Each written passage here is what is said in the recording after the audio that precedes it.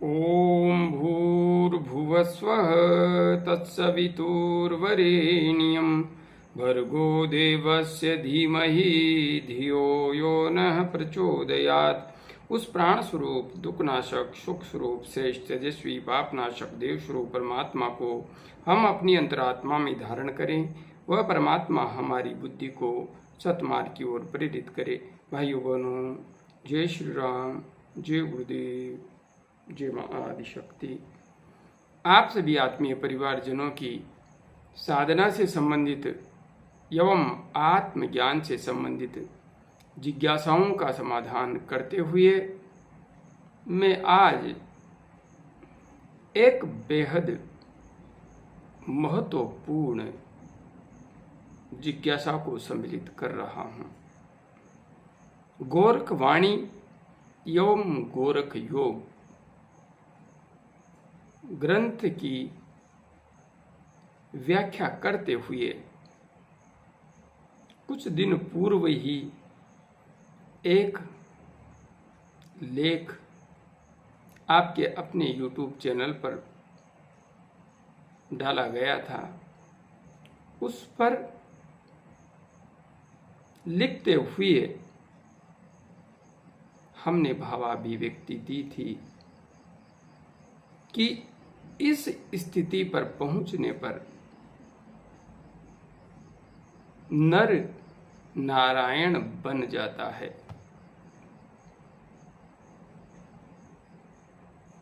इसी पर भाई गीतेश 1992 जी ने अपना विचार व्यक्त किया है।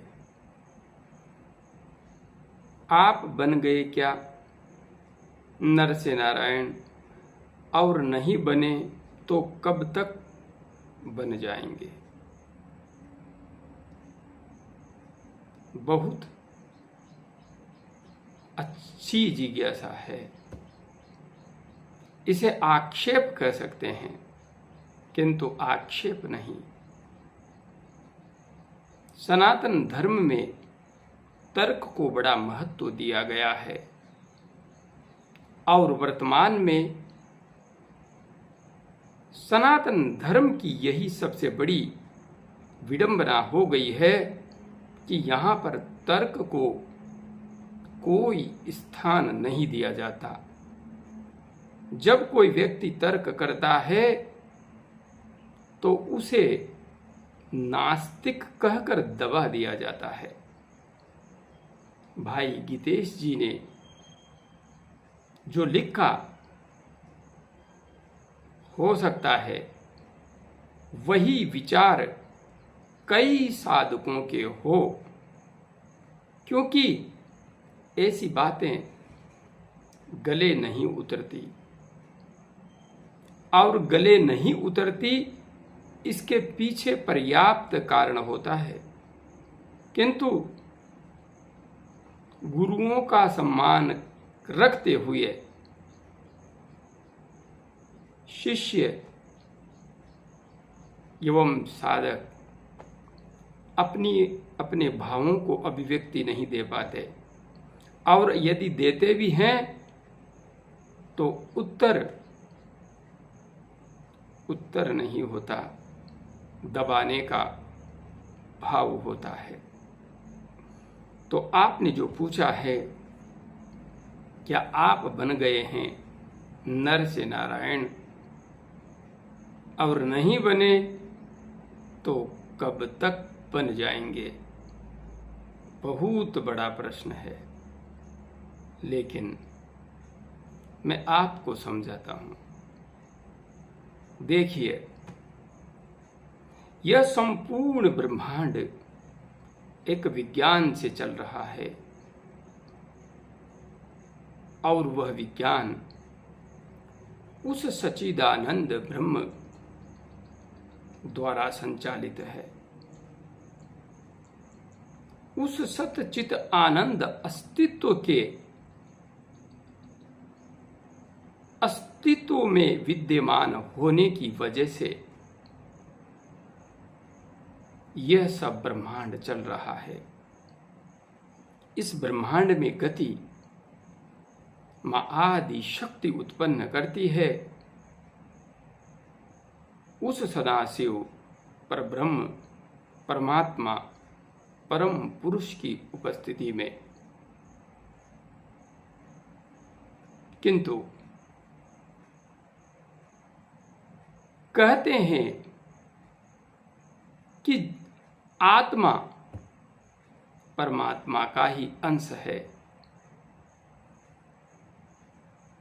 आत्मा परमात्मा का ही अंश है, उसी से टूट करके आत्मा अलग हो गई है। जिस प्रकार से कहते हैं और साइंस मानता है कि संपूर्ण ग्रह सूर्य का भाग है, टूटा हुआ भाग है, पृथ्वी सूर्य का टूटा हुआ भाग है, और उसी प्रकार से जो सूर्य की परिधि में अन्य ग्रह हैं वे भी सूर्य के भाग हैं। सूर्य से ही ऊर्जा लेकर के वे गति कर रहे हैं, और इन ग्रह नक्षत्रों का अपना अपना विज्ञान है, अपनी अपनी क्रियाविधि है, अपनी अपनी क्षमता है, और ये ग्रह हमारे जीवन पर अपनी ऊर्जाओं का स्पष्ट रूप से प्रभाव डालते हैं।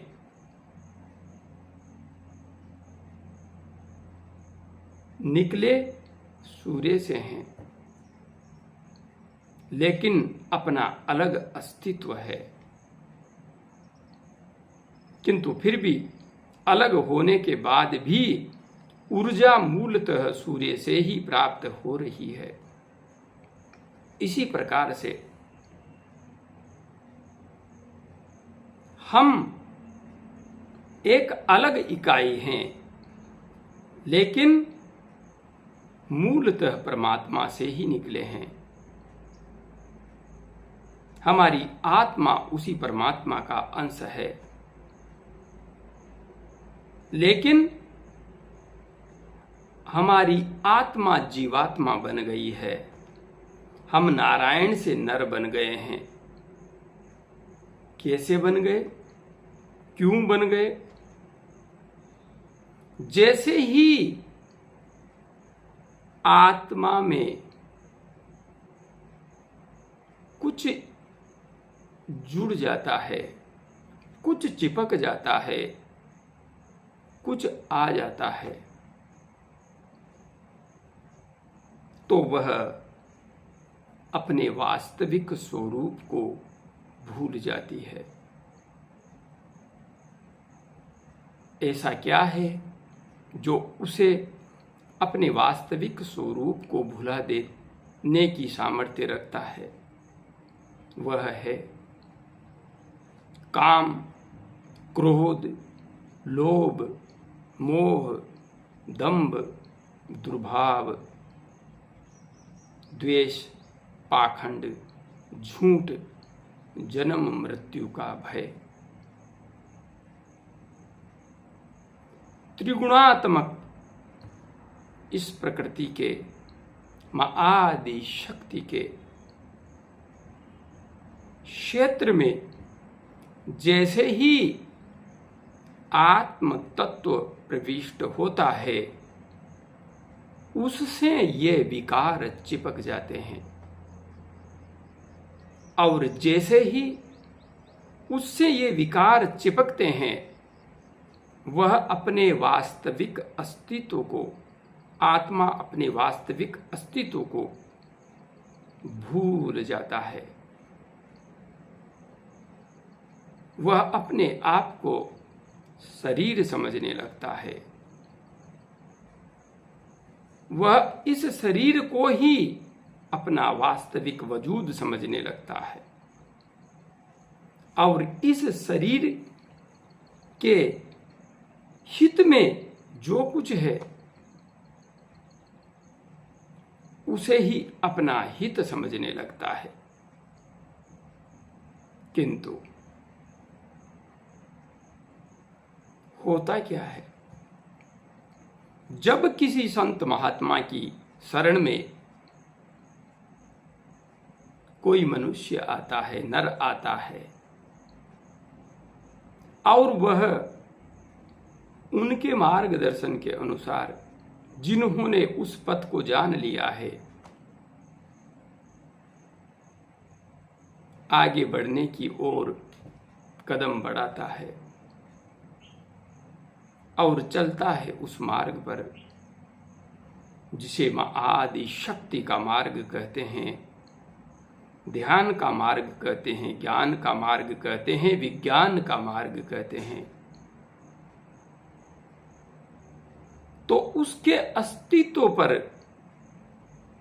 जो परतें चढ़ गई थी, किसकी परतें? कामनाओं की परतें, वासनाओं की परतें, भावनाओं की परतें, अहंकार की परत, राग द्वेष पाखंड झूठ की परत। आगे बढ़ते जाने पर ये परतें उतरने लगती है और इनमें मूल परत है काम भाव की, कामुकता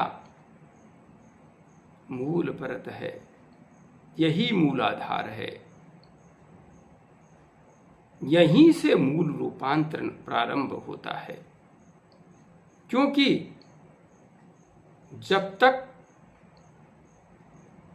कामुकता है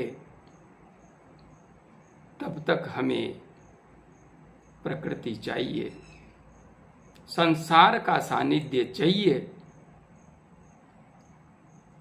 इसकी पूर्ति बिना अन्य के हो नहीं सकती, और इस पूर्ति को करते हुए कब व्यक्ति, कब मनुष्य, कब नर, कब नारी, कब स्त्री बहुत बड़े मकड़ जाल में फंस जाते हैं, पता ही नहीं चलता। लेकिन वास्तविक अर्थ में यह मकड़ जाल भी एक विज्ञान है। इसमें उलझ कर भी नहीं उलझना, यह विज्ञान है। करना सब कुछ है, रहना संसार में ही है, दायित्व सारे निर्वहन करने हैं, लेकिन सब कुछ करके भी इनसे अलग हो जाना, यही आध्यात्मिक यात्रा है।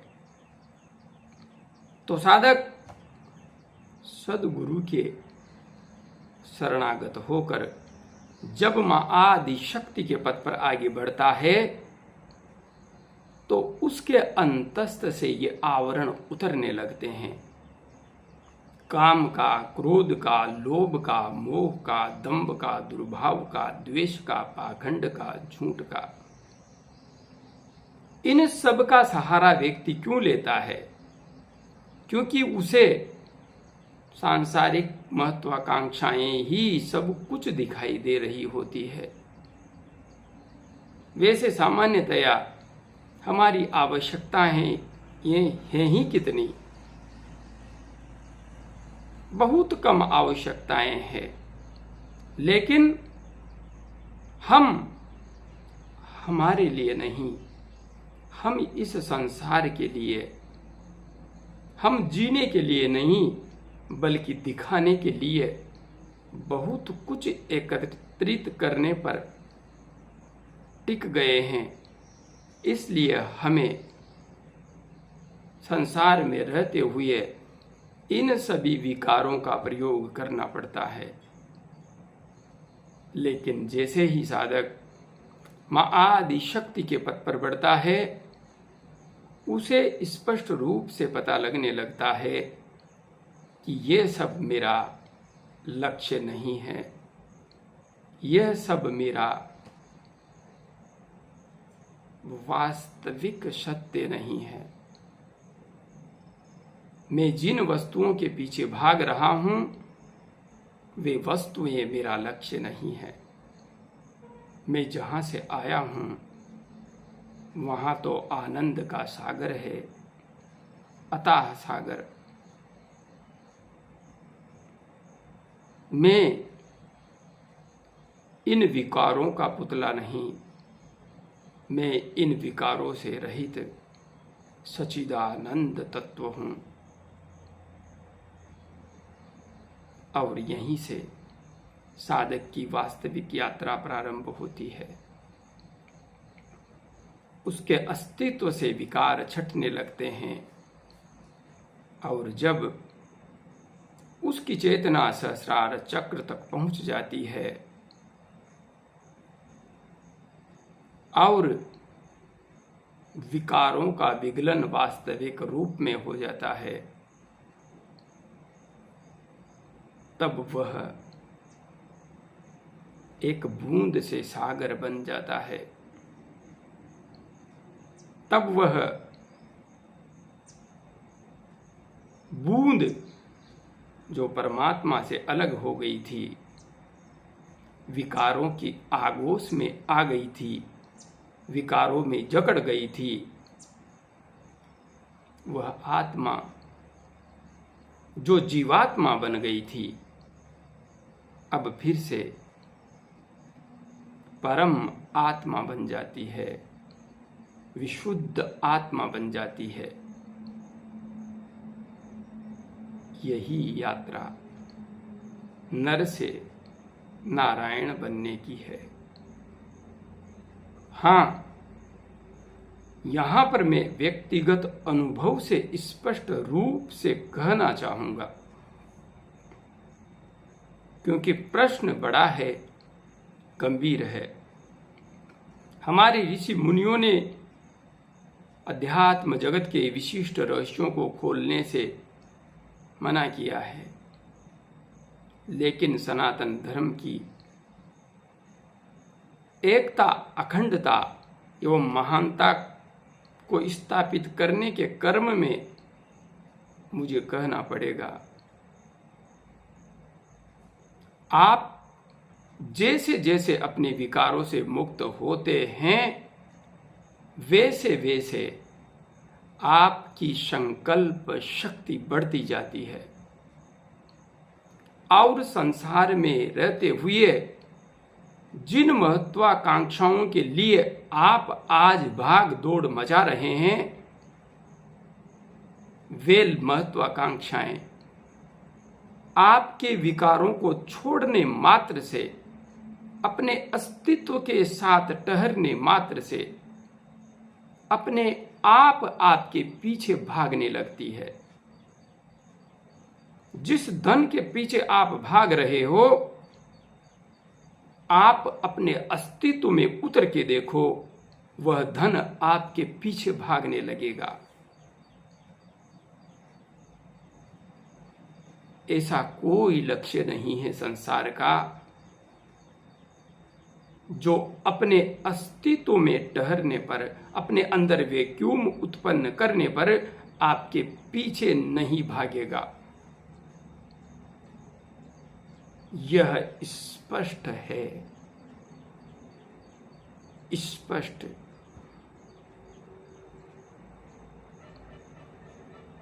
विकार मुक्त मस्तिष्क में यदि कोई संकल्प उठता है तो वह संकल्प पूर्ण होता है, किंतु जैसे ही आप विकारों से मुक्त होते हैं, आप वो नहीं रहते जो पहले थे। और इसकी अनुभूति मैं स्पष्ट रूप से कर चुका हूं। आप अपने शत्रु को शत्रु नहीं मान पाते, कितना ही बड़ा शत्रु हो आपका, वह भी फिर आपको शत्रु दिखाई नहीं देता। उसके प्रति भी आपके अंदर सद्भाव ही आएगा, क्योंकि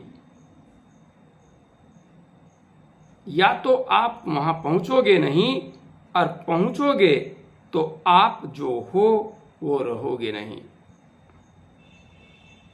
इसलिए आपके अंतस्थ में सब कुछ बदल जाता है, सब कुछ बदल जाता है। मैं यह नहीं कहता कि आप हवा में उड़ जाओगे, लेकिन मैं यह कहता हूं आपका संकल्प सिद्ध होने लगता है। इसमें कोई संशय नहीं है। और हां, मेरे भी अपने कुछ संकल्प हैं। मैं भाग नहीं रहा हूं, दौड़ नहीं रहा हूं। मेरी अपनी दिनचर्या है, जैसे भी आगे बढ़ना है बढ़ रहा हूं धीरे धीरे। लेकिन मेरा कोई संकल्प अधूरा नहीं रहेगा, बिल्कुल नहीं।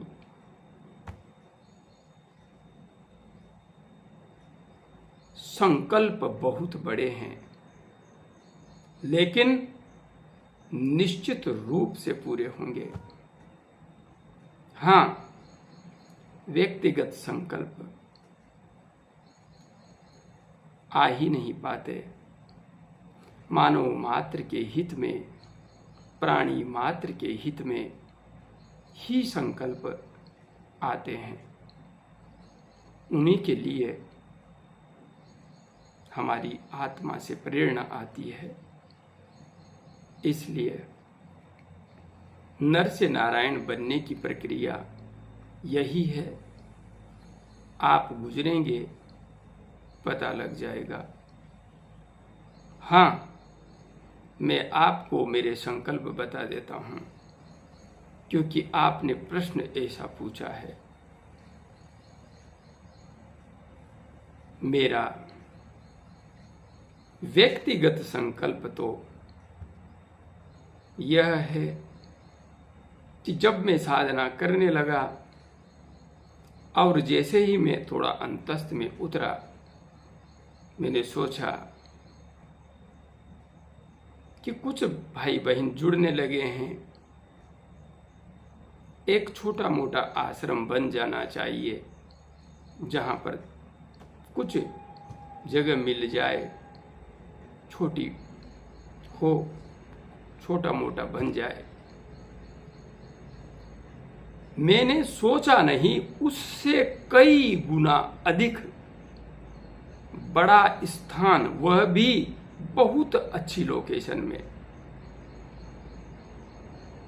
1,00,000 स्क्वायर फीट से भी ऊपर की जगह माँ ने मेरी झोली में ला करके डाल दी।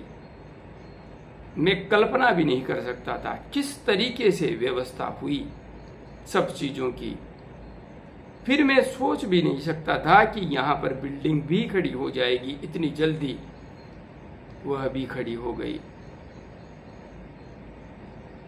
इसी क्रम में मेरे अंदर संकल्प आता रहा कि एक आश्रम मुझे हिमालय में बनाना है, पंच केदार के मध्य, माँ काली के धाम पर, काली मष्ट के नजदीक, क्योंकि मुझे लगता है मैं वहीं से हूं, वहीं से आया हूं। अब देख लीजिए कब बनता है, लेकिन बन जाएगा। मुझे पता नहीं कैसे बनेगा, लेकिन बनेगा अवश्य। तीसरा, अभी नहीं सोचा, पहले से ही आता है। यह मेरा संकल्प है कि ऐसा होना चाहिए। अमेरिका में एक आश्रम होगा, होगा या नहीं होगा मैं नहीं जानता। चेक आपको करना है, मेरे संकल्प सिद्ध होते हैं या नहीं। यदि मेरी साधना में कुछ शक्ति हुई तो वहां पर भी बन जाएगा। माँ भारती के लिए मेरा संकल्प है कि सनातन धर्म का गौरव फिर से विश्व पटल पर स्थापित होना चाहिए, क्योंकि यह विज्ञान युक्त धर्म है। माँ भारती का जो आंचल विस्तृत था वह आंचल सिकुड़ गया है, किंतु विशेष रूप से इस संकल्प को मेरे को दिलवाया गया है, दिया गया है दोराह अंश बाबा के द्वारा। जब प्रथम शिविर किया था मां विंध्यवासिनी के दर पर, शपथ दिलवाई गई थी। मैंने अपने संकल्प में उसे जोड़ लिया है। 2019 से ही पाक अधिकृत कश्मीर भारत में होगा और कैलाश मानसरोवर का क्षेत्र भी मां भारती का अंग होगा। होगा या नहीं होगा मैं नहीं जानता, लेकिन मेरा संकल्प है। यदि मेरी आत्मा में कुछ शक्ति हुई तो मेरा जीवन रहते ये संकल्प अवश्य पूर्ण हो जाएंगे। सनातन धर्म का वर्चस्व भी संपूर्ण विश्व में विस्तारित होता हुआ शायद मैं स्पष्ट रूप से देख पाऊंगा। आप मेरे इन संकल्पों से जांच सकते हैं कि नर से नारायण बनने की यात्रा में मैं कितना आगे बढ़ा, कितना सफल हुआ और कितना असफल हुआ। जितना मैंने समझा, जाना, उस अनुरूप आपको जवाब देने का प्रयास किया है। सही दिया, गलत दिया, यह तो आप ही निर्धारित करें। जय गुरुदेव, जय मां आदि शक्ति।